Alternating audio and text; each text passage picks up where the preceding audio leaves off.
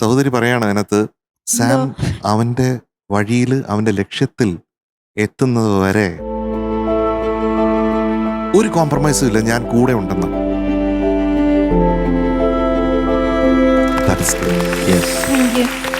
അതാണ് അമ്മ, അത് മാത്രമാണ് അമ്മ. അമ്മയെ പോലെ അമ്മ മാത്രമാണ്. അമ്മ ഇതുപോലെ ഒരു അമ്മയാണ് എൻ്റെ അമ്മ. അമ്മ കണ്ട സ്വപ്നങ്ങളാണ് ഞാനിപ്പോൾ ജീവിക്കുന്നതെന്നാണ് എനിക്ക് തോന്നുന്നത്. അതുപോലെ സ്വപ്നങ്ങൾ ഇഷ്ടം പോലെ കാണുക. അപ്പം മകൻ അവിടെ എത്തും. അത് കാണാനായിട്ടുള്ള ഭാഗ്യം തീർച്ചയായിട്ടും ഉണ്ടാവട്ടെ എന്ന് പ്രാർത്ഥിക്കുന്നുണ്ട് കേട്ടോ. That is great.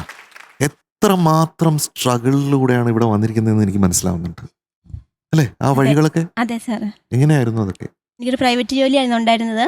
അപ്പോൾ കൊറോണയുടെ സമയത്തൊക്കെ ഞങ്ങൾ ശരിക്കും സ്ട്രഗിൾ ചെയ്തു. 4ാം ക്ലാസ് തൊട്ടാവും പാട്ട് പഠിക്കുന്നത്. പിന്നെ എൻ്റെ അത് ഒരു വർഷം അങ്ങ് കണ്ടിന്യൂ ചെയ്തപ്പോൾ എനിക്കൊരു ആക്സിഡൻറ്റ് ഉണ്ടായി. എൻ്റെ കൈ ഒന്ന് ഒടിഞ്ഞു, വലത് കൈ കമ്പി ഇട്ടിരിക്കുക. അത് കഴിഞ്ഞൊന്ന് ബ്രേക്കായി ആ പഠിത്തം. ഇവൻ്റെ സ്കൂളിൽ ഭയങ്കര സപ്പോർട്ടാണ്. അവനെ ഇവിടെ നിന്ന് വിടത്തില്ല എന്ത് ചെയ്താലും. അപ്പം ഞാൻ എപ്പോഴും പറയും, മാർക്കോ സമ്മാനം അല്ല വേണ്ടേ, പക്ഷെ നമ്മളെ പാട്ടിനോട് ആത്മാർത്ഥത പുലർത്തി ശരിക്കും ഒറിജിനൽ പോലെ പാടാൻ. ജോലി പോലും വേണ്ടെന്ന് വെച്ചു അതിന് വേണ്ടി. ജോലി അതെന്നു ചോദിക്കുകയാണെങ്കിൽ അവനെപ്പോഴും മത്സരത്തിനൊക്കെ സിസ്റ്റേഴ്സും പള്ളിയിൽ നിന്നൊക്കെ കൊണ്ടുപോകും. അപ്പോൾ ആരെങ്കിലും കൂട്ടത്തിൽ വേണം. അപ്പോൾ എനിക്കിങ്ങനെ ഈ ലീവൊന്നും കിട്ടാതെ വന്നപ്പോൾ പിന്നെ ഞാൻ ഓർത്ത് ഇവന് വേണ്ടി അങ്ങ് സ്പെൻഡ് ചെയ്യാൻ സമയം. തീർച്ചയായിട്ടും. That's great. That is really, really great. ഇപ്പൊ ഒരു സിംഗിൾ പാരന്റ് ആണ് അല്ലേ?